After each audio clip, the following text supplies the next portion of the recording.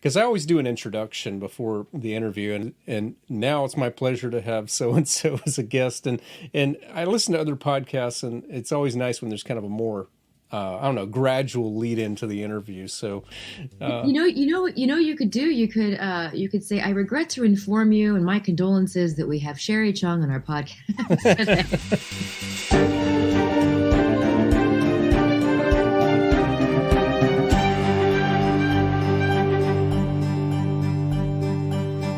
Hello and welcome to the Musician Toolkit. This is episode number 51. My name is David Lane. I'm your host, and it is great to be with you once again. So in full disclosure, I am in a new location. I am surrounded by clutter at the moment, and I have taken upon myself what some people are laughing as an impossible task, and that is a goal of by the end of the year, in other words, by the end of this month, taking everything out of a box and making a proper decision with it, to throw it away, to donate it, or to keep it, and if we keep it, put it in the right place. Unfortunately, it's really hard to do that and other things as well. But one of those other things that I definitely want to do is I want to make sure that each Monday there's a new episode of the Musician Toolkit. And the main part of this episode has been ready for a little over a week. I just needed to record the introduction and the outro for this episode. Also, full disclosure, this is the first time I've recorded any portion of this podcast in my new location. There's a lot of perks that I like about it. There are also a few things that are disadvantages compared to the old location, at least as it pertains to trying to record some things. And that is that this is right in the heart of a city. My old location was basically in the country. It was in a rural area, in a neighborhood, but, very quiet. We've traded a quiet neighborhood for a vibrant neighborhood. There's a lot of exciting things around where we are, but there's traffic going down the street all the time. We also found out the hard way that we are along the route that is most commonly taken by a nearby station for EMS vehicles. I'm not sure how much of this is going to show up on the recording. I know over time I'll come up with the right filters to edit most of it out, but that just may be something that I have to deal with from this point going forward. So anyways, all of that out of the way, the interview that I'm going to share with you was actually recorded in my old location about 3 weeks ago. And I'm talking today to Sherri Chung. Sherri Chung is a film composer. A great many of her successes to date have come from her television scoring, and mostly for streaming series, but also some things for network television. Just for things that have had a season this year, she has scored the music for Gremlins, Secrets of the Mogwai, Based on a True Story, Kung Fu, Riverdell. She's also worked on series for DC that were produced by DC, including Supergirl, Batwoman, and more. We have a great conversation. It helps that we have something in common and that we talk about at the beginning. But it's not just a celebration of her career that we're going to be talking about here. What we do in the Musician Toolkit is we talk about a lot of the nuts and bolts that equip you to do a career well. And Sherri shares some things that I think will be most helpful, including the importance of getting a general background in composing, no matter what kind of field you want to go into, whether that's film composing or video game composing or writing music for theater. And it's something that we agree on. And also how if you are doing this kind of music, you should really prioritize the study of orchestration. So there's these things and there's more, a lot of stuff we're going to talk about. So let me go ahead and share this wonderful conversation that I had with Sherri Chung. I feel like we should start off with, the elephant in the room, that being Jacksonville University. We both attended there, but not at the same time. And I feel like I just missed you. I graduated May 1997. So I think I just missed you, right? Yes. Yeah, because I started in 97. Yeah.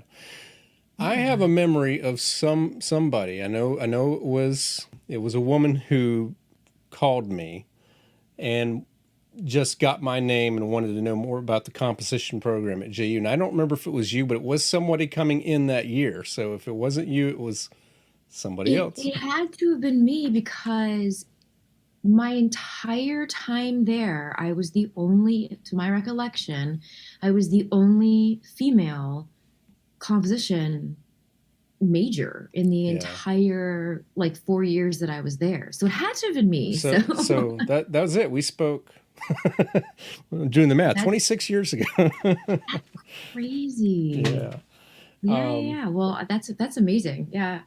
Yeah. I mean, it's so funny because I just recently met somebody who also attended Jacksonville University, but long after you and I, in fact, like recently, and I was like, oh, okay, that's really cool, But Yeah. yeah, Well, so it's a little school, but as I tell everybody, I think personally of all the teachers I ever had, I can't think of a single individual that had more influence in my life than Dr. William Shermer. yeah. And it's just and thankfully, I feel like sometimes I talk about him, I'm talking about him past tense. He's still alive and kicking, You know which is what? great. I didn't want to be untoward, but I wanted to. I wasn't sure. I Yeah. wasn't sure. I got a So Christmas card from him last year, so he was good as far as that. I feel like Facebook would blow up if something happened, because I still keep in touch with a lot of alumni. But yeah, still writing an absurd amount of symphonies every year, we and should all be sonatas. so lucky. That's actually amazing to hear. And in fact, to your point, I did. Facebook did blow up when Dr. John Carlson Yeah, um, had passed, and that would actually that one actually it was greatly saddened by that because I was also very influenced by Dr. Carlson. I sang in the chamber singers, and yeah. and that was a tough one too. I Yeah, but that's great to hear about Dr. Shermer. I did. I was an orchestra band person. I played French horn, so I didn't do choir. But you know, the great thing about JU is that if you said I'd like to write a piece for something, you could. And I wrote a piece for the chamber singers, and got to come in and conduct it. And he took me aside for like maybe a 1 or 2 minute conducting lesson. And I feel like I got more out of that than any conducting instruction I received. It was just amazing. It's like I still remember everything he said in those 2 minutes. It was Yeah. great. A few years ago, Joseph Haygood. I don't, and that was kind of unexpected. Oh. Yeah, Now, Joseph, Dr. Haig, was he a doctor? yeah. Mister. I think he was. I think he was. Yeah, I'm not sure actually. I don't. He wasn't a doctor at the time, but I heard him referred to it by it later on. So he may have gotten his doctorate, but yeah, I don't Oh, know. I'm so sad to hear that. Yeah, Dr. Haygood or Mr. Haygood was also very influential. I was a pretty snotty little freshman. Yeah. So I mean, maybe a few more years of snottiness after, but I was just, and I just remember him being both, um, as I think a lot of the professors were. It was like they had seen so many snotty little kids come in and mature, and I feel like they never seemed to hold it against me. He didn't ever seem to Yeah. hold it against me, but oh, that's unfortunate. But yeah, I remember when we took all the instrument lessons, for the composition program, and I did all right with oboe, but when it came to the bassoon, Hmm. for some reason that just seemed to be an instrument that I really took to. Now, that's not to say for any of your bassoon player listeners out there that I am any kind of bassoonist whatsoever, but it seemed to be an instrument that I was like able to pick up on, and had I maybe continued with it, I could at least say I can play bassoon. But I remember him being very excited about that, and giving me the fantasias, the dun, Right. dun, dun, dun, dun, dun, dun, just kind of just encouraging me to really play that and just kind of just really explore that. That was fun. Yeah. The double reed saved me in that class because I it took about 2 weeks with flute before I felt like I wasn't going to pass out. It just I was just amazed. But the double reeds resemble brass embouchure more. So it's like I was comfortable with that. Whereas like clarinet, you can't put too much pressure on the mouth. So it just is Yeah. squeaked all the time. And flute, you don't use any pressure at all. You just have to blow at the right angle. And yeah. Yeah. But yeah, the double reeds were great. And it was great having Professor Haygood.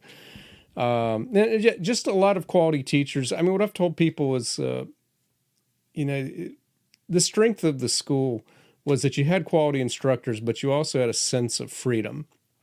The school I went to after that is a little bit more renowned, but not as much freedom. I mean, one of the things they told you, because they have an office. You know, I mean, when I was there, I was one of the highest in demand pianists for like if someone needed a pianist for a party or wedding or something like that, they just called the office, spoke to Jeannie, and she gave them my name or maybe a couple of others, and that was good. I wasn't a piano major; I was a composition major. But when I went to the school after that, they were like, you have to be a piano major for them to give you piano gigs. It's like if someone calls wanting a film score, you know, we'll give you their name. And I'm like, yes, I'm sure they're going to call wanting a student film score. Actually, it did happen one time, but it was, you know, a different story, but they didn't call that office. But it was just one of those, the theme was stay in your lane, you know, which they have produced quite a few good specialists. Well, you know, I'll come back to Jay a little bit, and I want to talk some nuts and bolts. So, you know, I should say this every so often for new listeners. So the Musician Toolkit, you know, I certainly want to celebrate successes of musicians, but I really want to get into the nuts and bolts of musicianship and how it works and the things that you've learned not only as a composer, but as someone who's studied music theory, someone who's learned instruments, someone who studied music history, like the things that you found value in. And of course, you know, along with that for professional musicians is business skills, marketing, networking. And, you know, so I like to talk about any of that as we come to it, but we should probably start with, when did you know you wanted to be a composer, and, you know, and what, was it always film music, or was there some other kind of music you got into first? Yeah, so I started as a classically trained pianist. So when I went to JU, I was a composition major with a piano principal, but I was not a piano major. Mm-hmm. And I started when I was really young, maybe about 4 or 5, taking piano lessons, and knew that I wanted to like really learn the technique and stuff like that. As much as you know what that is at 5 years old.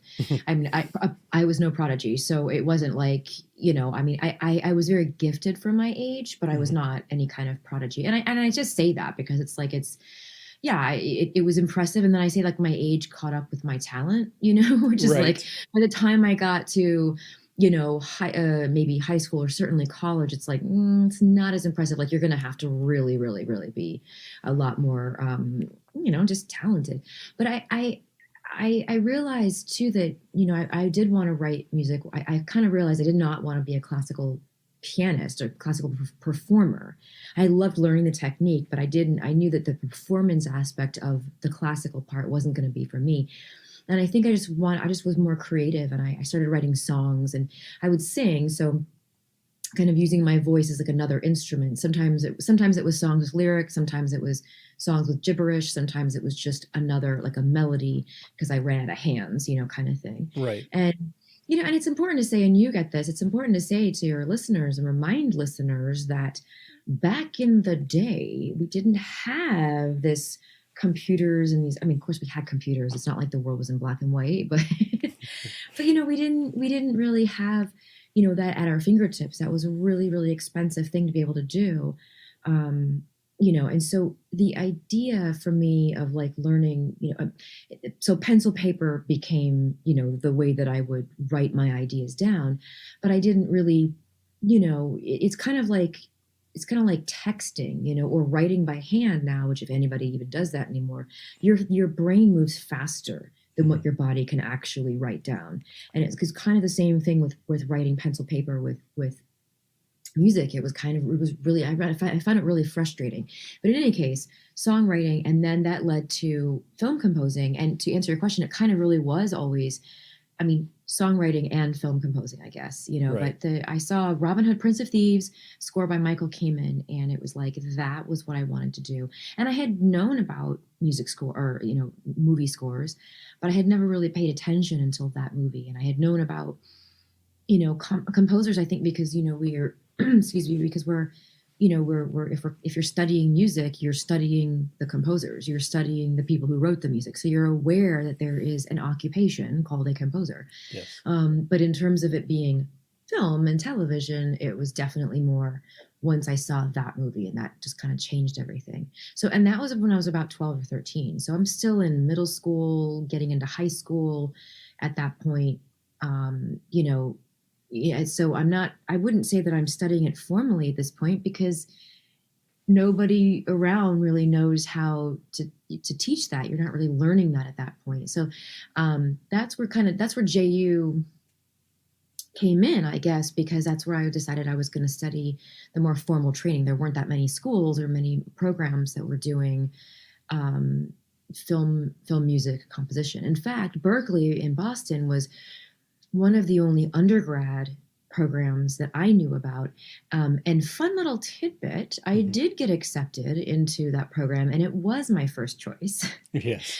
JU was not my first choice, but financial reasons forced, not that JU was all that cheap, but Right. there were scholarships that I was able to have access to. And so I think it turned out great. But that's kind of like how I decided that I wanted to, or, you know, just deciding that I wanted to do film music, and it was kind of that and songwriting, you know, at the same time, really. Yeah. You know, I too was, I never applied. I was looking at Berkeley. You know, I was considering film music all the way, but somebody, and it probably was Dr. Shermer, but I don't remember who told me. They strongly advised that for my undergraduate degree, I got general music composition, that I kind of learned the tools of the trade. And that did come in handy because when I went to School of the Arts, I can say that now I had a very good class in jazz orchestration, which I never had at JU. And this was by, you know, I really learned some things from that. And of course, we had a music technology class, but everything else was film intensive. And I did not learn anything new about the craft, you know, from music instruction there. I learned how to take what I knew and apply it to film.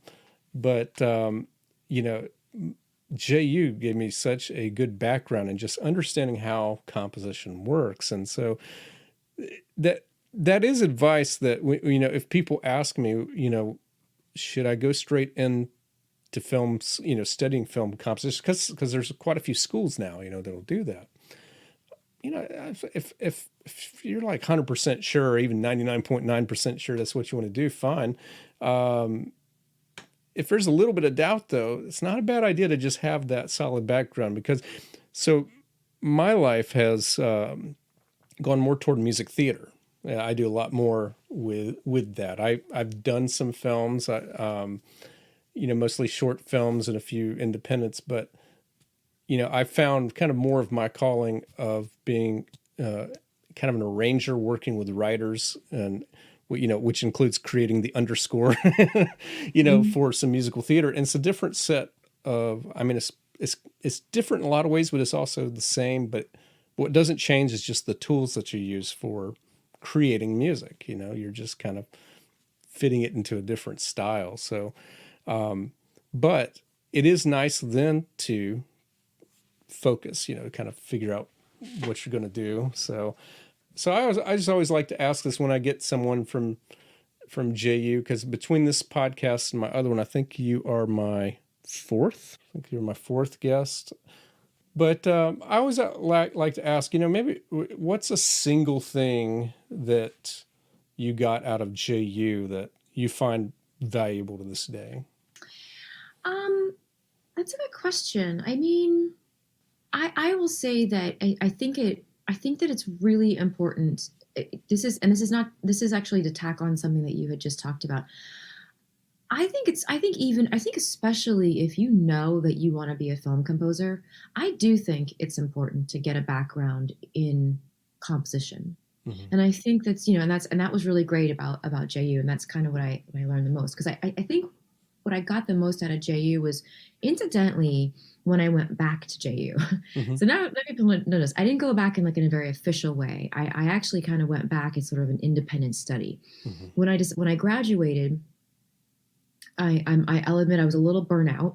Yeah. I'd taken a 5-year course in 4 years, and it was a little tough. And when I decided that I wanted to come out to Los Angeles and apply, or I wanted to apply to the University of Southern California's graduate program in film and television composing, I realized after looking at the website and everything that I was like at their website, I was like, gosh, these students are really, really good. Mm-hmm. And I didn't feel as though I was ready yet to apply. I didn't think that I was at the same caliber, the same level.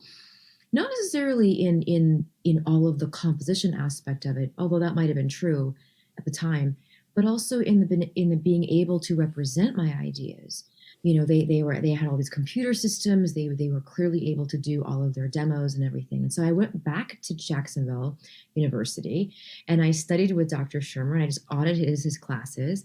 And I studied the same thing with Tony Steve. And I think there was another professor, I forget who it was actually, but I think that I studied with them and just said, can I sit in their classes? Can I audit them? Can we do like an independent study? Can I write some things and bring them to you and pay you for private lessons? And I think what was great about JU is that there was the opportunity to do that. Probably in the school you were talking about, Mm-hmm. I don't know, that I think you would have had to have gone through very official channels. And this one was like, all I had to do was talk to Dr. Shermer and talk to Tony Steve and just say, can I do this? And they're like, absolutely. So there was that freedom, kind of what you were saying, there was that freedom to really do that and go back and really study and figure out how I was going to put this application together. And I think that's the biggest thing. But I did want to say back what I was saying before, that I do think it's important to study the craft of composition, because I consider myself first and foremost a composer and then a film composer. Yeah. And I say that because I personally think that that's a really great way for any film composer or many film composers to look at it, because the craft of writing to picture and writing in the industry doesn't have a whole lot to do with composition. Of course it does, but it's not the bulk of it. The bulk of it is writing something within parameters that you don't get to set. Time parameters and budget parameters and lots of cooks in the kitchen parameters, dramatic parameters, like all kinds of things that have nothing to do with the rules of composition or, the rules of tonality or like that kind of thing. And so it's not even a matter of, oh, you got to know the rules to break them. Although that can be something, but I just think it's the craft of writing to picture is a completely separate craft and a separate skill set than knowing your shit when it comes to composition, when it comes to crafting music, and I'm not saying one is harder or better or easier than the other. I'm saying they're two, separate layers of profession. And I take mine seriously. It is an art profession, but it's like, anyway, I'm getting ahead of myself, but that's all to say, like, this is something that I think was started, at JU, started in learning that skill set of crafting music. Right. Well, I fully agree. And again, just kind of back to that, and this is, not to just be all glowing on JU. I do have fond memories, as do you, but the experience that you get at JU is kind of my philosophy for this podcast, and that is that you really should not pigeonhole your studies and your musicianship. It's like, I think, we talk about those method courses, the woodwind methods and percussion and strings. Oh, doing all that really helped me. It's like it helped me understand I can't just go to the piano and write what I think a clarinetist would play. I've got to think about what this is Yeah. like, and what's going on in the embouchure, so I can think about that type of stuff. And then also, I want to get some practice conducting so I can write for the orchestra and the wind ensemble and the chamber singers, and get permission to conduct the premieres. And that's really all you have to do. You don't have these official channels to go through. So yeah, I always encourage everybody, if you have opportunities, and sometimes those opportunities happen, if you'll go a little bit lower in terms of like the expectations of the musician. So like community orchestras, that would be a great place to kind of, first of all, learn how to write music that they can play, because it's a lot easier to just write down whatever you want. I mean, did you know James Jenkins played tuba instructor? He also played principal for the jazz. So, well, he asked me to write him a piece one time for him and Ken Every on percussion. And he just said, here's the lowest note I can play. Here's the highest note I can play. Have fun in between. And I'm like, that's great. I also wrote a piece for tuba for one of the students, and I had to think a little bit about that. It's like, what's easy, what's hard, and sometimes you get it wrong. So it's a good little training ground if you can. And you'd be surprised how many film composers do not know that. Then they get in front of an orchestra on a deadline, on a budget, and there are notes that are not playable. Yeah. And why is that? Because they weren't taking the time to learn I don't want to say the foundation, the fundamentals. It's like learn the craft of making, of building music and writing music for an orchestra. Exactly. But I will say this. I will say, and this is something that I've actually learned recently in the past several years, that I heard, and then I realized it probably would have been helpful for me to know a long time ago. And so I offer that to your listeners now, which is study what inspires you. It's not, believe it or not, it's not always necessary to study the great composers who are no longer with us. Of course it is. Absolutely. We should all learn from, our founding forefathers of music. Absolutely. But if it's not what inspires you, don't start there. Start with what inspires you. And if it's a rock song, and if it's like, or a John Williams score, although he's definitely someone we should all study. But you know what I'm saying? But if it's something that, maybe it's not even something that you would think is like, music to be learned from, like Metallica or something. But like, I don't know. I mean, these guys are musicians. I mean, there's a lot, there's a lot of stuff to learn. I would say go for what inspires you and dissect it. Get your hands on the music, dissect it, just listen to it and figure out why you like it. Sit down at the piano and sound it out. Figure out why you like it, dissect it. And then from there, that will lead you to something else that inspires you. And then you might even find your way back to the great composers that have come before us. But I think it's really important to study what actually inspires you, and it does not have to be the stuffy formal training that you and I went through. Right. I haven't. Yeah. I've never mentioned this on this podcast. So I teach piano, but I also teach composition independently, and I give all of my composition students an exercise. It was actually something I did for myself about. Well, time is weird, when you get to a certain age. So I want to say like 10 or 15. It was probably 20 years ago. and that was when I was kind of in a rut creatively. I thought like, I don't know what my voice is. I feel like I'm imitating too many other composers and so forth. So I got this idea to not think about what composers do I like, but what is it about their music that I like, and I started writing things down, and I thought about everything. I thought about like some certain heavy metal bands that I like, and some certain jazz artists that I like. What are the qualities, either harmonically or with the instrumentation? What is it that that makes me go wow when I hear that song. And it might be like, I love suspensions in the alto part of choruses. I just love that 4/3 suspension anytime I can hear it. So I wrote that down.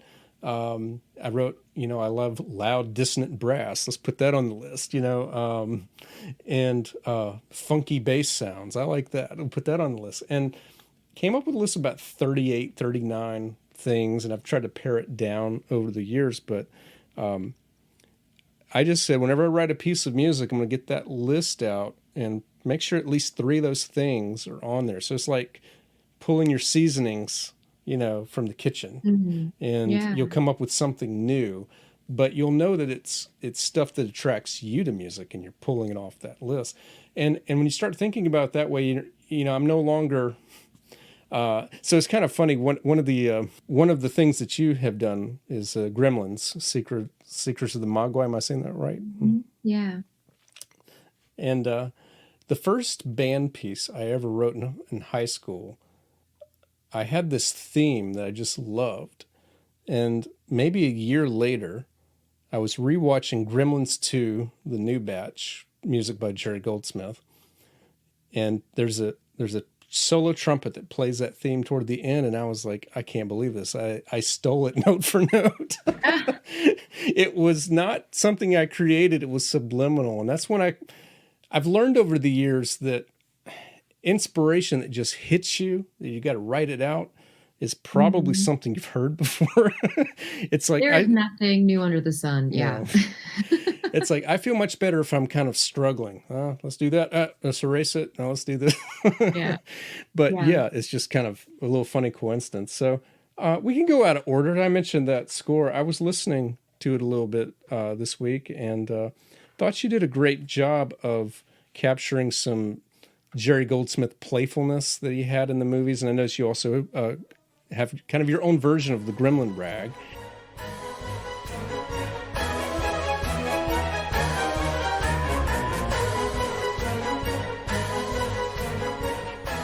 And that's one of 3, if I counted right, that's one of 3 series that you've done this year. You also did Kung Fu and Riverdell. Riverdale, Kung Fu, based on a true story, Gremlins, and gosh, there was a 5th one in there at some point. Or maybe maybe I already mentioned 5. Yeah. Know. And like 2 of those are not your first season. Found. That one's on right now, airing on NBC. Yeah. Nice. I want to come back to those. What got you going in your career? Like what are like, there may be more than one key moment. What was the first key moment to kind of getting your first opportunity to score a film outside of school? Outside of school.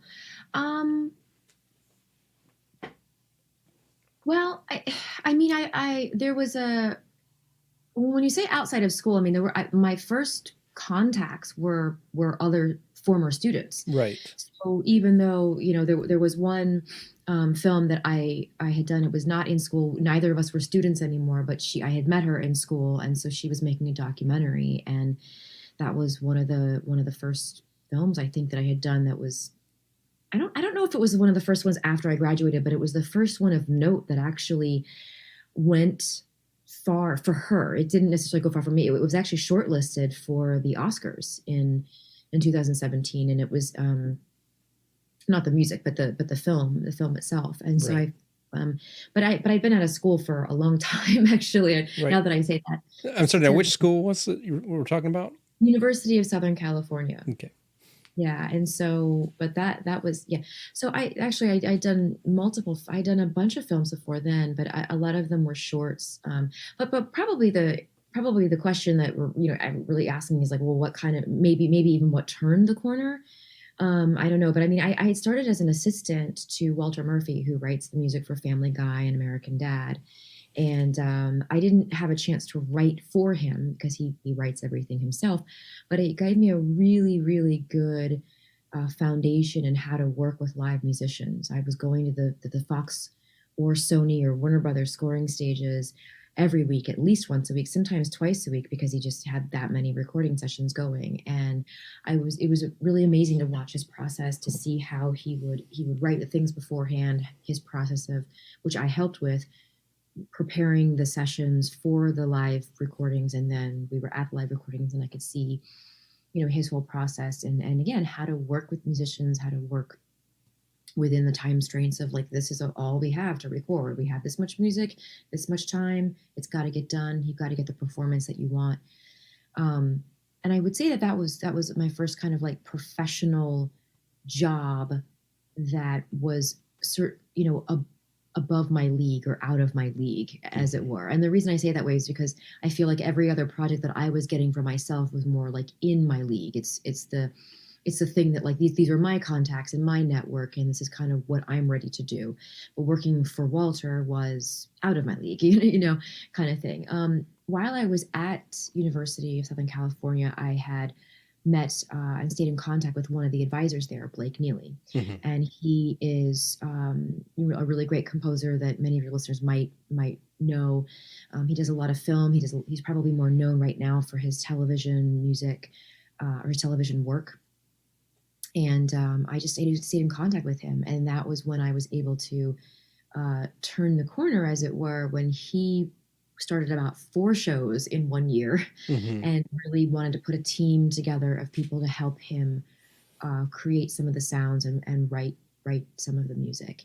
And from there, it was, kind of the launching point in my career in terms of visibility.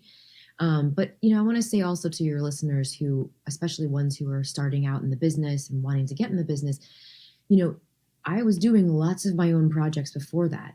I would say that there are no projects that anybody's heard of, or very, that kind of thing. But it was a great way to, I think it's important. You can work for someone else. You can, write music at a higher level under someone else's supervision. And I think that's a really, really excellent way to get better at anything. Getting back to what you were saying, David, about like imitation.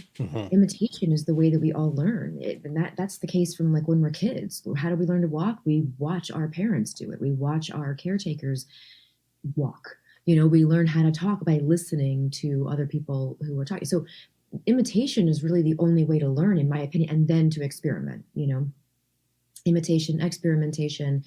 And then, so there's nothing wrong with that, but I think that's another reason why it's important to be working in your league, where you can, let's say, apply the things that you're learning, and then working above your league or out of your league, where you're sort of learning those new things that like, like there's no way I could have gotten, I could have done, when I first started working with Blake, there's no way I could have done those things, then if I hadn't had some of his, supervision and mentorship, as it were. The things that I'm doing now, there's no way I could have done them even 5 years ago, so it's Right. It's an important stepping stone for that way. But yeah, I mean, a lot of those early projects were contacts from students that I had met who were then, now becoming their own filmmakers, and just sort of learning my own techniques for doing things. And then I started writing for Blake Neely, and then you gain more visibility, you gain more experience, and then you get an agent, and then you can start to have those projects come your way as well. I don't know if it was your first kind of really big project, but you came to my radar professionally with your work on Supergirl. Was that maybe your first big one, or did you have anything before Yeah. that? That was probably the first one of note. And I worked on it. My name was never on it. That was all Blake, but and he did have another co-writer on it. But that was that same year that I started working with him, and started Supergirl, Legends of Tomorrow, which was another DC superhero show. And then he and I actually went on to do Riverdale and another sort of Batwoman, was that one? and Or Batwoman was one that we did together, and so it was I kind of hung around in the superhero world for a little bit.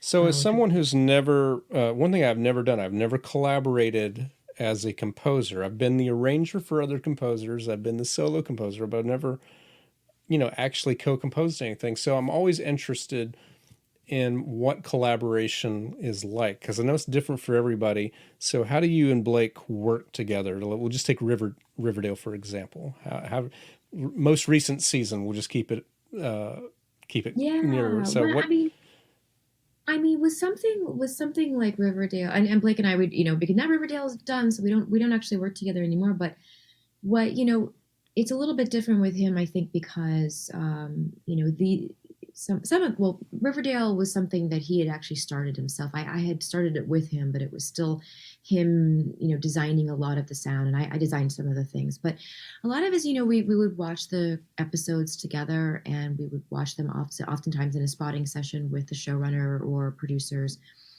and talk about certain themes and talk about like, oh yeah, we really should put the theme here and do the thing, make sure we bring out this idea a little bit more. And that kind of thing. We talk about the overarching thing, like really bring out the horror or really bring out the love interest, that kind of thing. And so Blake and I we ended up oftentimes taking different storylines. We would both sort of gravitate towards different characters, and so like on even on Batwoman too. It's like, well, I kind of really gravitated towards Alice, and he was going to take Batwoman. So and then we from there we would just trade off in certain ways and that kind of thing. So we would kind of go away in our own rooms and use our themes that we'd already created and just write the scenes and come together and then sit. And sometimes we go through them together and sit them like, oh, that's really great, I love what you did, oh, I love what you did. And then even on the crossovers, when we had all like the Supergirl, Batwoman, Arrow, and whole Arrowverse crossovers, Mm-hmm. and there were a couple of other composers involved with that too. Um, you know, Certainly for Arrow and the Flash, I wasn't really working on those shows, so I didn't always know the different themes. So I would chat over to Blake or chat over to one of his other composers and say, "Gosh, what's Deathstroke's theme?" And they'll say, "Oh, okay, here, come over and just get, here I wrote it out in a piece of paper, and or take a look at this cue in our library." And you can get a good state in about 30 seconds in, you can get the statement of that theme. And I go listen to it. I'm like, oh, okay. And then we take each other's themes. Or sometimes we had matching systems at the time. So we would, sometimes I would just pull in, in Logic, I would pull in some of the programming and some of the MIDI information so that I could get exactly the right notes or exactly the right timing or, the metering or something like that. So it was a great, technologically sound way of having that continuity and consistency. So it was that kind of collaboration.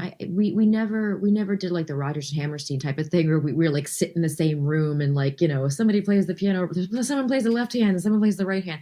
We never did stuff like that, but we would create in our own rooms. We would talk about things first, come together, play our stuff for each other, and then talk about if we felt something needed changing or addressing or adjusting, something like that. So as you said, it's different for everybody, but it was for us, it was a lot of talking beforehand, writing by ourselves, and then talking again after.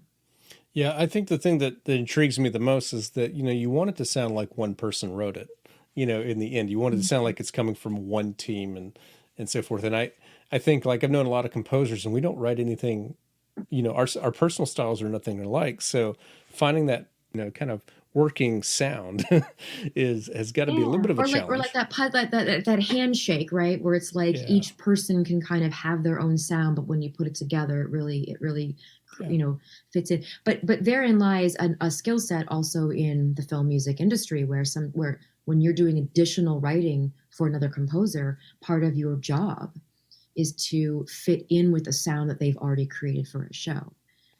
So it's Right. not your own agenda, kind of thing. So that's also that was part of the skill set of it, part of the job, as it were. Right. Let's come back to Gremlin's Secret of the Mogwai. Maybe we'll just use that for an example. So I'd love to know, is that, I feel like it sounds like you must have listened to some of the Jerry Goldsmith scores and kind of incorporated some of the bounciness, some of the playfulness, from those. But, maybe what were some of your influences? But also, what I'd specifically like to know is, given that it's a season, I don't know how many episodes there are, but There's 10 in the 10. first season, and then there actually is a second season, but it's airing next year.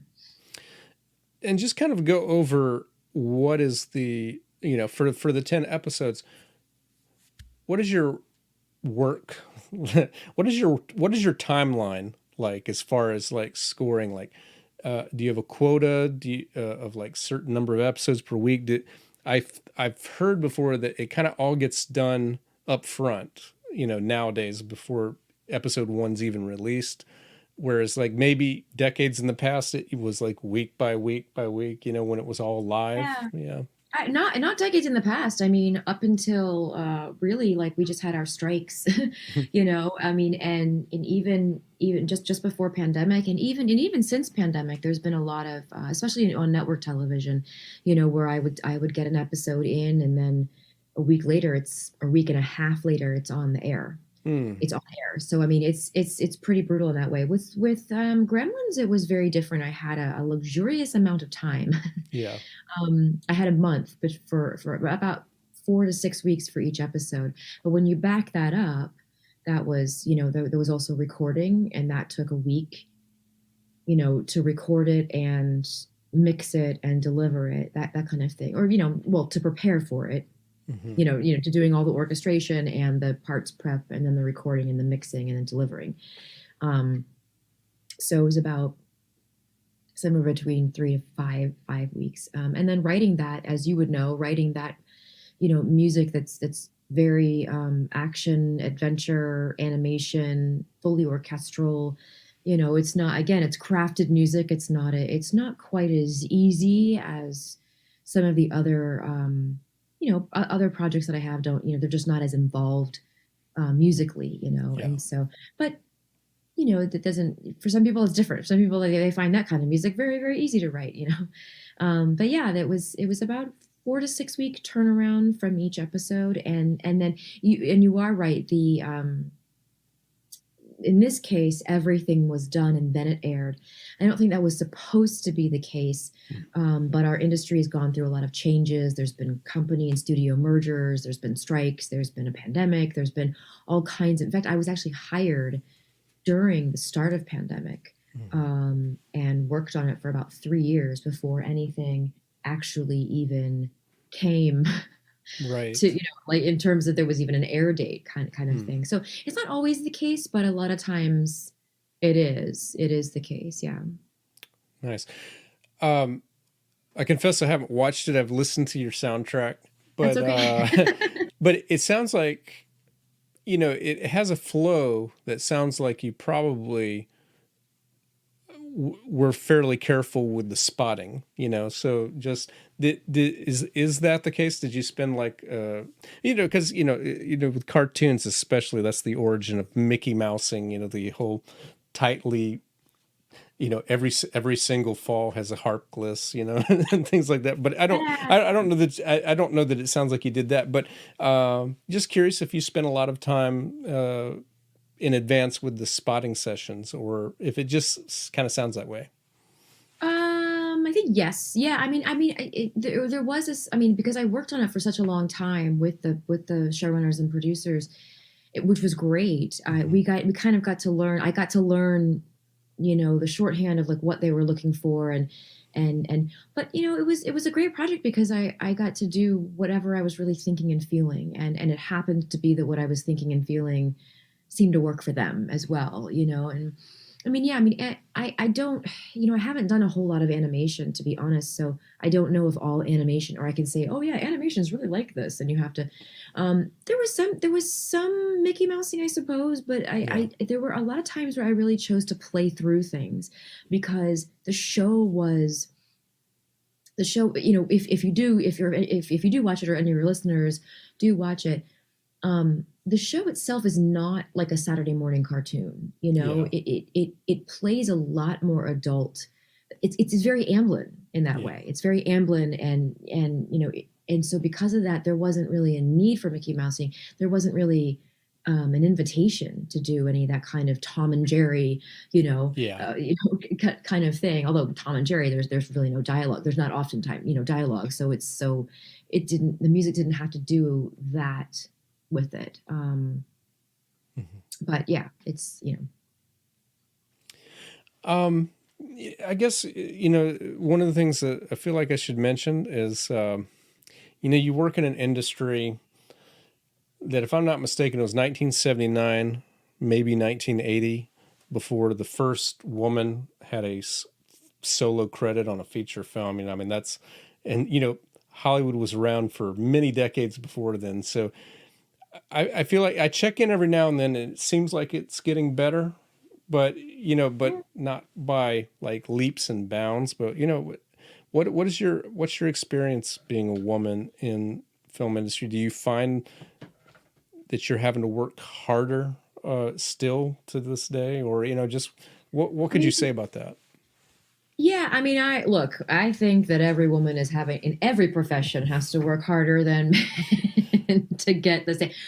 But without going there, um, like the film music industry is difficult. It's difficult for anybody. It's Yeah. difficult for doesn't matter what you identify as. It's a difficult one because it's expensive because you have to supply your own computer system and your own materials. If you're a wardrobe person, you don't have to supply your own sewing machines or your own bolts of fabric. In this case, I do. And it's also you're not often making, especially when you're first starting out, you're not often making enough money on one project to make your rent. So you have to work many different projects in order to make it work. So it's and also let's face it, we're putting art with commerce, and so that's very difficult emotionally and psychologically. So I think it's a difficult industry. I think now, I mean, as you know, yes, there's a lot more females going into the business, and so there's a lot more females who are visible. But I will say though, going back to our original conversation. And by the way, I do have I have a 6 o'clock, so I might have to wrap it up. Oh, sure. But going back to our original conversation though, when I started JU, my entire 4 years there, I was the only female composer. So I do think some now, and if anybody thinks back in their middle school days when instruments came to their school, like every girl played flute, or every flute was played by a girl, every drum was played by a guy, and trumpet and saxophone fall somewhere, maybe somewhere in there. Somewhere along the way, between middle school, high school, college, women, in my experience, stopped pursuing the musician sector of it. You know what I'm saying? And then when I went to University of Southern California to grad school, I was one of two females. So what I'm saying now is that if we wanted to see, what I find interesting is that now when I look at the USC classes and I go back and talk to them pretty often, I see, wow, there's at least half of them are females. But then I see, but where I started, there were like almost none going into the education system in terms of that. So to answer your question, what's my experience? Yeah, I think I've had to work hard, but I think I've had to work just as hard as a lot of other people, to be honest. Because I'll tell you this, the people who are getting the majority of the jobs, or the people who were getting the majority of the jobs, those were the people who were already in it for 10 years, 20 years. Yeah. They happen to all be white guys. Yeah. Okay? That happens to be the case. But who was getting education? Who was coming out of the school system then? Now there's more females coming out of the school system, coming out, getting an education, doing it. So there's going to be more visibility at some point. We're just going to see it slower because it takes time. And I don't think anybody gets anywhere in their careers without somebody believing them. Yeah. And, I've had a lot of, white straight guys believe in me. Yeah. So I appreciate, you were able to make your own path without going the route that a lot of people have gone lately that have successful, and that is a certain very popular composer with a big company that gets a lot of work. It's like you were able to connect with basically one composer and get the experience you needed. And of course, you've done a lot of other things since then. So I know you got to wrap up, so let me rapid fire last few questions. Are there any projects going on that you can talk about? And where can people follow you? Projects. I do have something out now called Found. It's on NBC. It's a procedural. It's doing really well. It's really cool. I've got a film that I'm working on now. I don't know when it will be out, so it'll be out on Amazon. So I don't know if I can mention it, but yeah. And I know that one of the shows I did based on a true story does have a second season at some point. So we'll see if we'll see if I get brought back for that. Okay. And Instagram. Okay. I'm barely on Facebook, but Instagram at Sherri Chung, Twitter at Sherri_Chung. Yeah, and I'm on iTunes and Spotify and my website, sherrichung.com. It's a little out of date, but maybe. Okay. Yeah. All right. Well, it was great talking to you. Great to finally, put the name with the face, and so to speak. Thank you. All those years ago, I finally get to thank you for taking my call and talking with me about pursuing composition at JU. I really appreciate it, and thanks so much for this opportunity, David. I really appreciate it. It's awesome. And that's going to wrap it up for episode number 51. I hope that you enjoyed this episode. If you did, I would be really honored if you would be willing to share it with at least one other person. Share it social media, share it in an email or a text. And feel free to send me a message anywhere on social media or through my website at davidlanemusic.com if you have any thoughts or questions after listening to this interview. Okay, there's a few weeks left in this month. In order to help myself kind of with the busyness of December that comes from being a musician, but also just to help me to continue helping my wife get organized in this house and to get it all set up so that it's nice and pristine for the new year.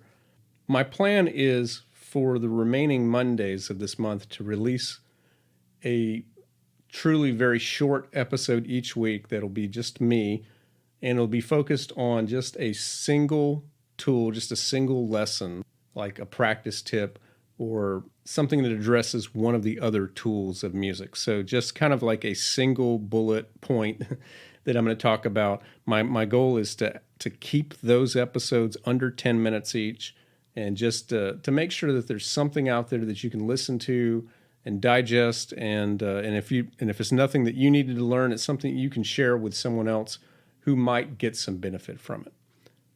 Once again, thank you so much for listening to the Musician Toolkit. That's going to wrap it up for episode number 51, and I'll be back with you again next week.